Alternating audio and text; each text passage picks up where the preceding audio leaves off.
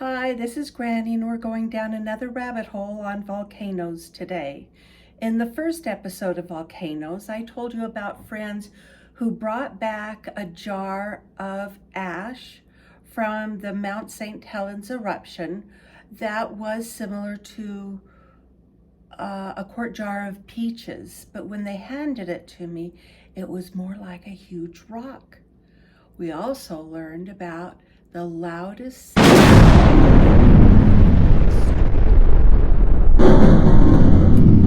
In this episode, we're going to learn about semi-precious stones, green stones, that were falling out of the sky.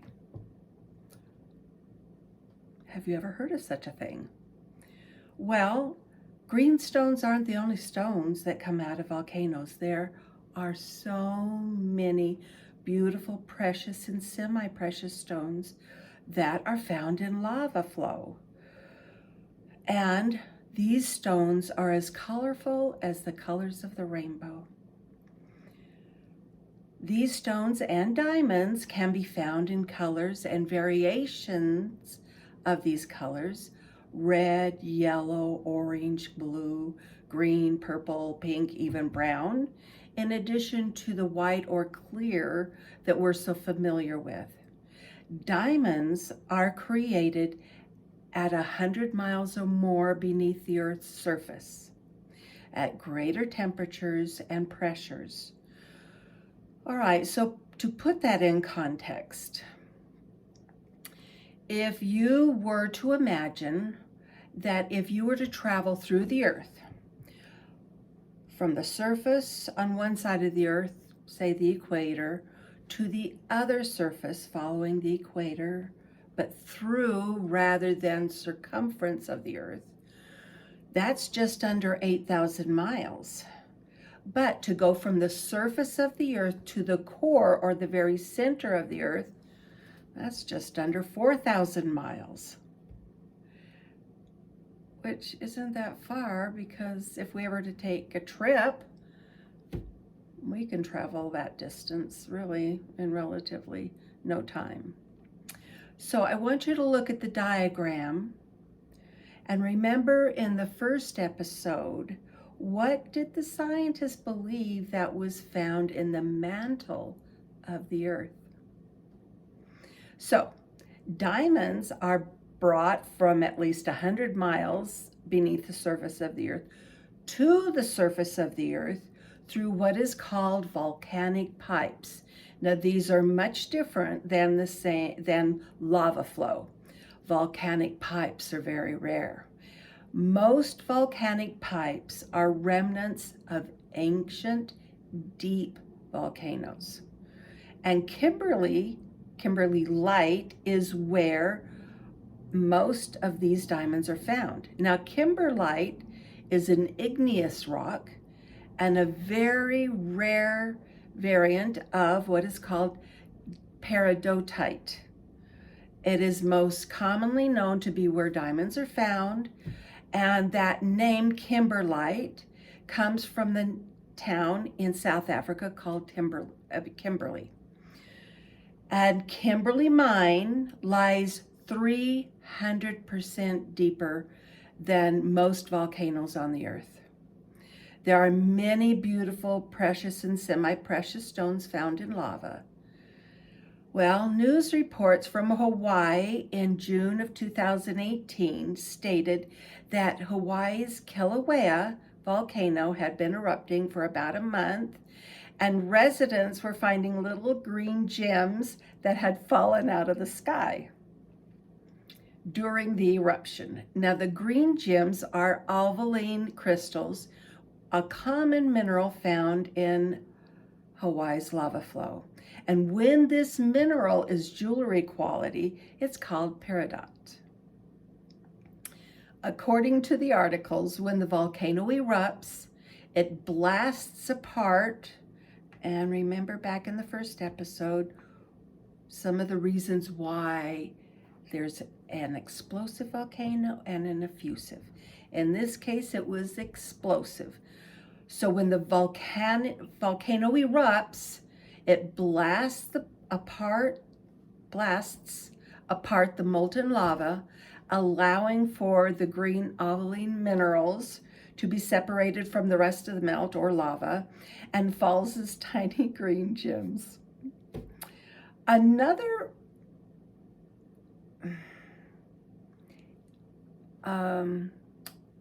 stone that is found in volcanoes is referred to as volcanic glass. Now, obsidian is found all over the world, and if you've ever been lucky enough to find an arrowhead, many arrowheads are found out of obsidian because it has the quality of not much crystal growth, so that they're able to chip away from the block or large rock and form things like arrowheads, spearheads, knives. And these tools are found throughout the world.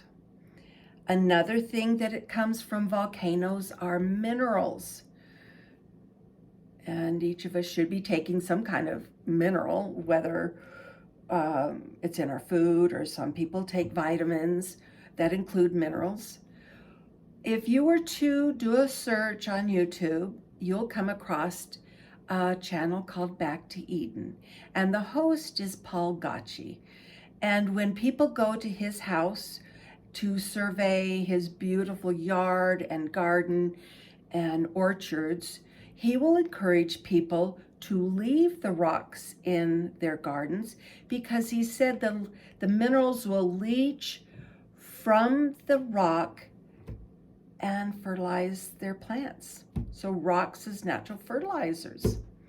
Other interesting minerals mined from volcano flows include, but not exclusive to, aluminum, mercury, cadmium, gold, nickel, zinc, copper.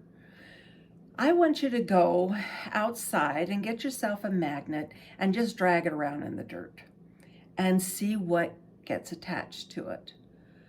In some cases, if you were to put it under a microscope and study it, you'll be able to see what exactly is attracted to that magnet.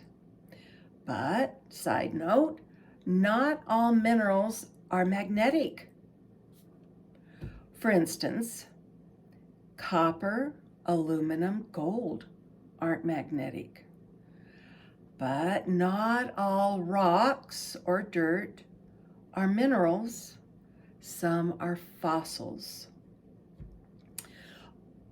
One of the aspects of volcanoes is that process of when the lava flows, sometimes it creates something called a geode.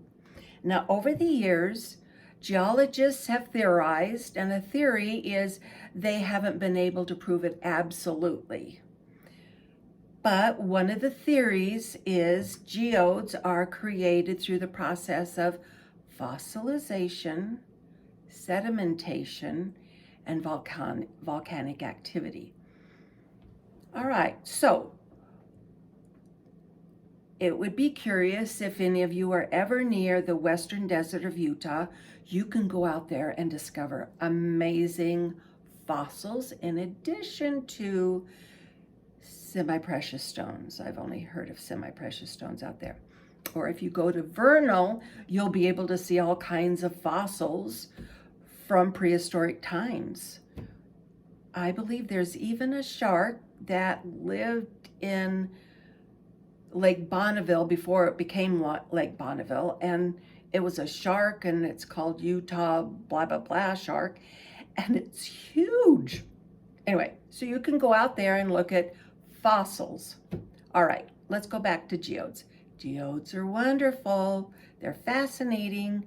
So the three theories are they're created through fossilization, sedimentation, or volcanic activity.